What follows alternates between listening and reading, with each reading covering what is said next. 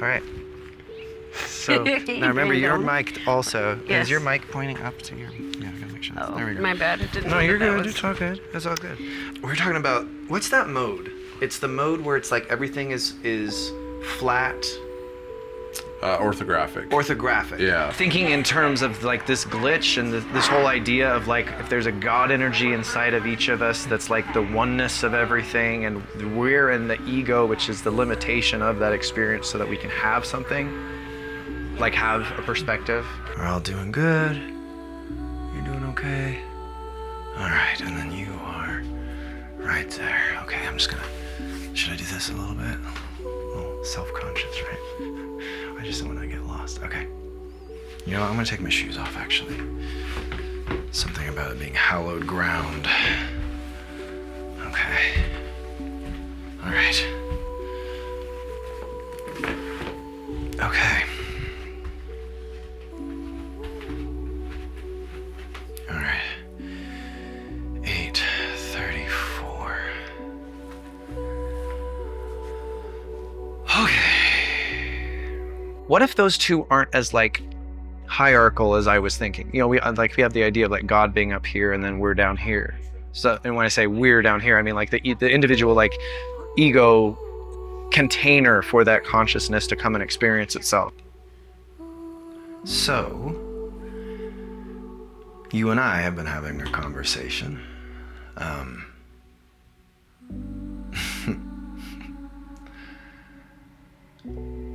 Having these 3 camera setups is making me think of the book Consciousness is All There Is. Consciousness is All There Is by Dr. Tony Nader. And talking about how there are 3, I forget the word he uses, there are 3 components or sides to consciousness or observation. There is the subject who is observing. There is the process of observation. And there is the object who is being observed. And then another layer, and it layers and layers and layers, but another layer is the subject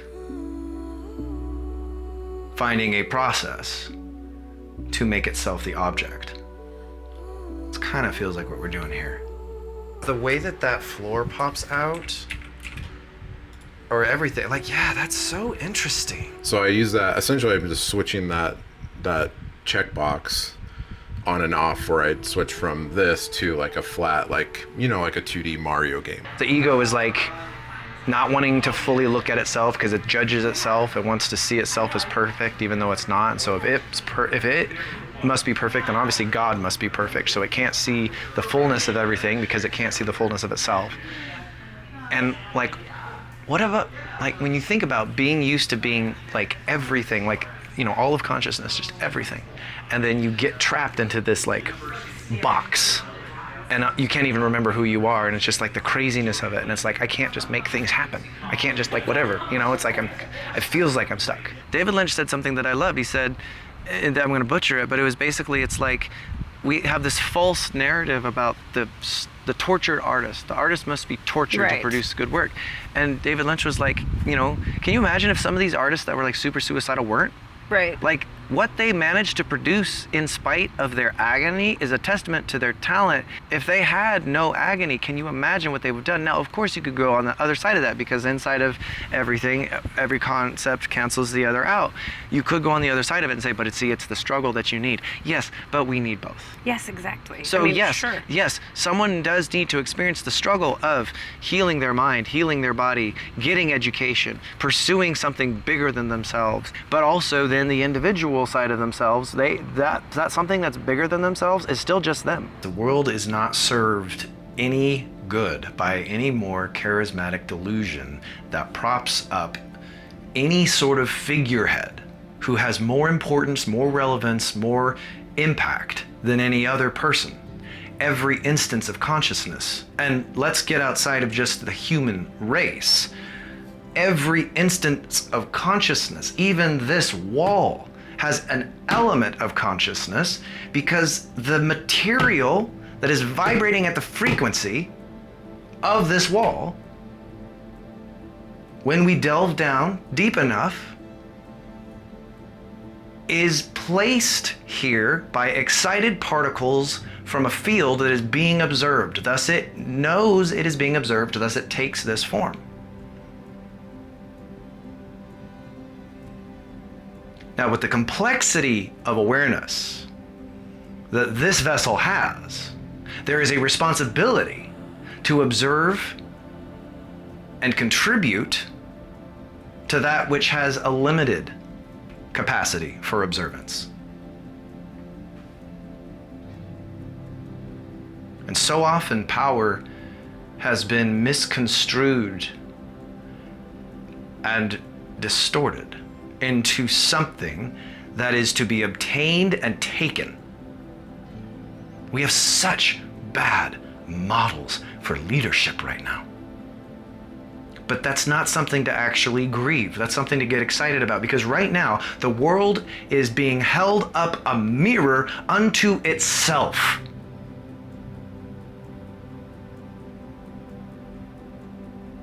With golden framing. And saying, this is what you can no longer be. I'm out there at all these networking meetings, and I'm like, I'm chasing and I'm chasing, and I'm setting up one-to-one meetings, and you know, just putting the name Flying Fedora Film out there as much as possible to do what I call social cinema. 1, 23, 46, 52, 63, 6, multiplier of 2. When I first started this stuff, I was doing VR, so that gives you the 3D perspective, right, and motion and spatial awareness or spatial recognition.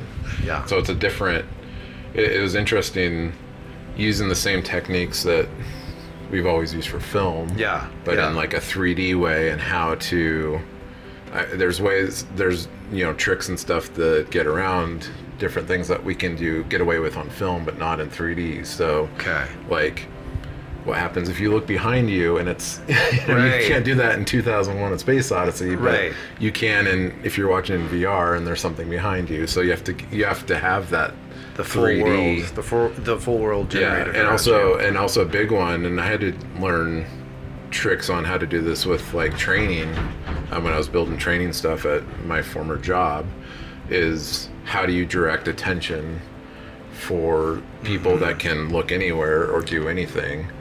How do you do that? So one technique is the kind of classic game technique where, you know, you shine a light or highlight something. Okay. Like, okay, there's something there. That's a cue a quest, through action, you know? or something. Yeah. I didn't necessarily do that for training. What I ended up doing for the training is having different stations set up, but they were lined out in a way that made sense of like, okay, I go here, there's kind of empty space over here, but there's like a bunch of stuff over here, so that's probably where I should go first. And I mean, eventually I had just a straight up pointer to go because it was a training. I didn't want people getting confused, but before that, it's just like, okay, there's a fallen tree over here, there's not really much over here other than a fence and open area. It sounds like you actually sort of trust the audience to figure it out. Yeah. You just set it up so that there's not too much to overstimulate. Yeah, to an extent. I mean, like I said, I ended up having just like a trail that they followed. But for what I did in playtesting before I added that, most people kind of got it and kind of understood what that meant. So I don't believe in walls. I believe in boundaries. Those are different. A wall is you can't penetrate, and thus I am hiding myself from you, keeping myself from you, and thus really keeping some of myself away from me. And that's where the disconnect comes in, and that's where the ego and the consciousness start fighting, because the consciousness is aware of everything, and the ego is like, nope. But I think a healthy ego has a sense of boundaries. And boundaries is not, I'm not going to be aware of this. Boundaries is, you do this, I do that. All right, we're going to get started with Brewing College Trivia. If anyone was interested in playing who was not signed up yet. The timing on that was really interesting. So my idea for the Arthouse initiative is it's kind of like a halfway house for really busted up artists. Like me. I am sorry that I've been so cruel to you. I've been so angry.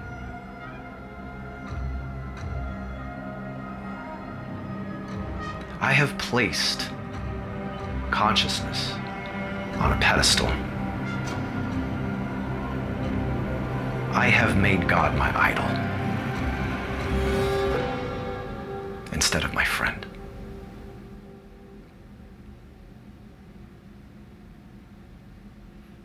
And I am so sorry for all of the angry things that I've said to you. I dedicated myself to God when I was a freshman in high school, and then started growing and growing each year till 11th grade is when it peaked. Okay. And it was just like, well, everything's unstoppable. God will answer any prayer. He's like, go ask God and he'll give you anything. And there was a point to where that hit a wall. And that was when I met my first girlfriend. And thought that, and I had never been romantic with anyone before. And Romance, that man. was just bliss that I thought, one day, okay, this is the one. We're going to go through high school together and then probably get married. This is the one God ordained for me. Which, and then a month later.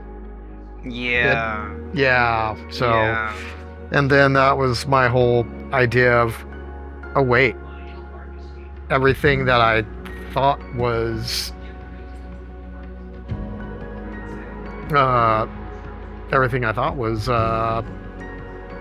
gonna happen isn't happening. And now it's just like, So you set up an expectation and externalized those expectations onto somebody that you were in love with, and then they broke your heart. Why isn't it enough to work hard, sell things off, maybe start over? What's help me understand that? I've tried this over and over and over again, and that can even be something you love. You've tried it over and over again and you feel like you've failed and you haven't had success, so suddenly it's like, I don't want anything to do with it. It's giving up entirely, but that's not it. You just haven't found the key to being successful with it at that point, to having belief and trust in yourself, and like you say, the ability to be vulnerable. Because I think that's what makes people quit. It's like, uh-oh, what if they see when I'm failing? I don't want them to see when I fail, because that would mean I'm weak, or I'm not smart enough, or I'm not good enough.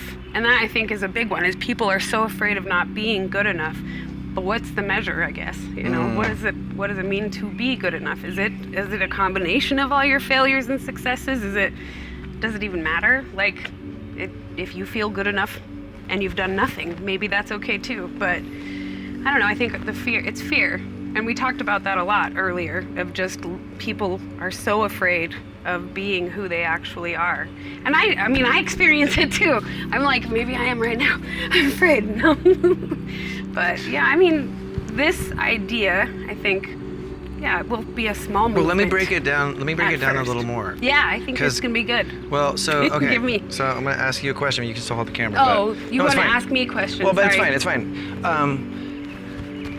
I mean, can we talk about like recovery culture and stuff? Are you down with that? Okay, so I mean, obviously you're familiar with recovery culture. I'm familiar with recovery culture, right? Now I don't think either of us have ever gone to experience like the halfway house thing or what have you. Right. I haven't. No. For me, it's always been more kind of emotional, kind of codependency things, but those are the same. I mean, so that's to say I haven't gone that far, but I consider myself part of recovery culture because it's ultimately, the substance is just the thing that's actually masking the actual problem. So, it's a symptom. Anyway, can you imagine a halfway house, but it is for artists. Now, in this halfway house, the artist has 6 months. It's a residency also. Right. So these need to be established artists. They need to be artists, and I'm not talking about they are established in a cultural way where like they're popular. Sure. But I'm talking about with their craft. They know know what their they're craft. doing. You can look. They have a portfolio of their work, right? So we review somebody's portfolio. We also have like a life kind of coach interview them and sort of figure out what their baggage is. And then we bring them to a house that we've purchased. And it's a nice house. Sure. It's like a retreat center kind of thing, or a cabin or whatever, you know. But it's 6 months, free room and board. You don't pay a thing. There's also a $50,000 stipend that you're given so that you can still do life as well. You're not like becoming a monk, but you are committing. Cut off from everything. You are committing to for the first. So it's a 6-month program. The first 3 months, you are committing to detoxing from any like. And when I say addictions, I don't mean substances, but I'm No. talking about addictive thinking. Exactly. You're committing There's- to that. These are the actual addictions or the thought processes. Yes, there are chemicals that are involved. Absolutely. So I don't want to denigrate that, but Of course. But we know addiction goes so much deeper than just Right. a chemical addiction. So- and that's so the month reality one- of it.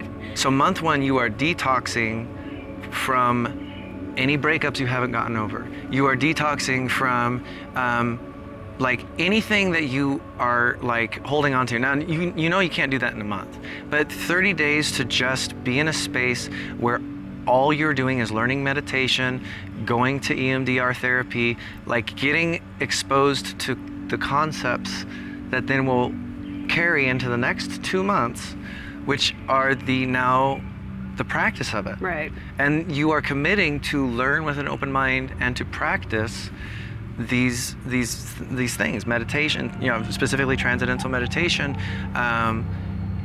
and whatever else is a part of that. Like I don't know. I'm not trying to. Sure. It's not one thing I'm trying to propagate, but it's like this idea of like whatever it is that we come up with, that's the thing. And now the thing is, it can't be rooted in dogma. It also needs to be respective of dogma that whatever the artist is Exactly. there. Like they might be Christian. They could be. And that's okay, right? Could be. That's a big ass plane. welcome. It could be a Catholic Christian. It could be a Protestant Christian. It could be evangelical. And then of course, let's get outside of that, you know, and every other kind of religion that's out there, right?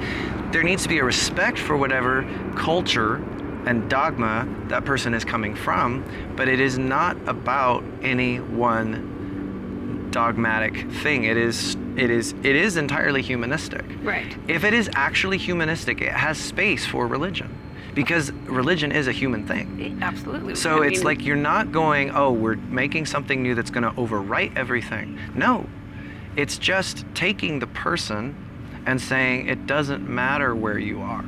Right. You can do this regardless. And, you know, so imagine then it's a total of 3 months of training in transcendental meditation and the practice of it, of EMDR therapy, maybe some hypnosis work. It's just rich. It's just a lot of stuff. And in the midst of that, you are also learning philosophical concepts pertaining to, I'm going to say it, sorry, universal based income, free healthcare, Sure. free education. I mean- like the thing is, like, those should not be political standpoints. We need to get beyond socialism versus capitalism and recognize that socialism needs to be the safety net that keeps everybody alive and fed, and their nervous systems, if not regulated, at least they're not getting any worse. Right. And they're also getting free healthcare and free education so that they can actually elevate themselves. Now, when they elevate themselves out of that waterline, what are they doing? They're building their empires. They're adding riding to the capitalistic Exactly. ship. And of course, yes, the taxes. Sorry, It's we have just to how pay it for is. roads. We have to pay for shit, man. But like, if we actually supercharge everything, and I know at some point, I know this is crazy. I know at some point, Elon Musk, I am talking to you. I am going to talk to you someday about this, because I know that you've asked these questions, and I don't know if it's been from a place of genuine like interest or if it's from a place of like, you know, cynicism. I don't really care. There's going to come a point where you and I have a conversation, and it's not going to be I'm not confronting you on anything. I'm just like, look, I'm nobody. I'm nobody. But because of what I've experienced, I feel like I have a credibility to talk to you about this. And I'm just going to ask you the question, will you have a conversation with me?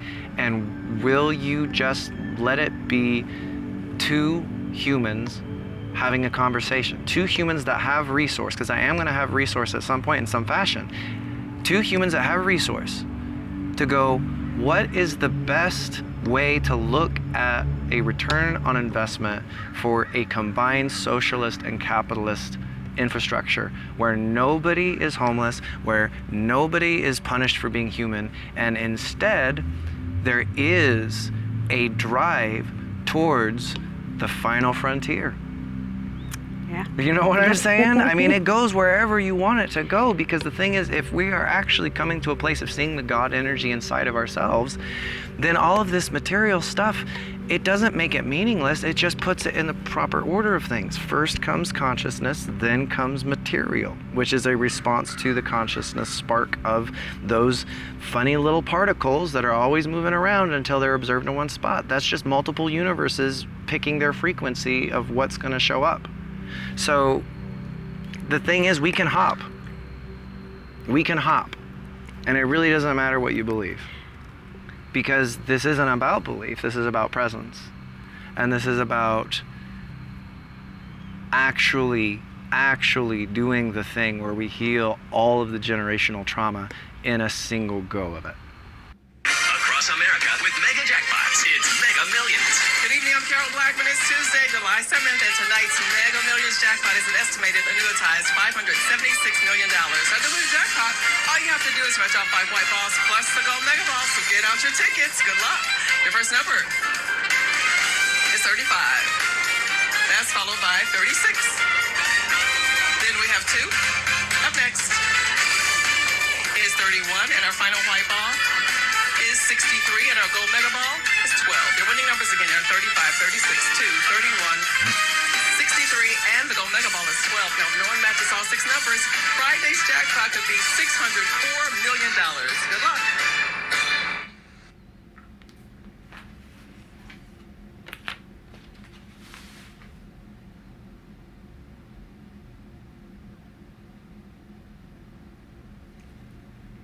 I'm sorry.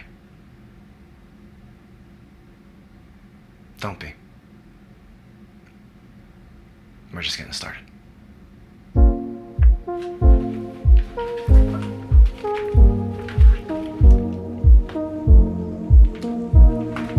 You must be a hero.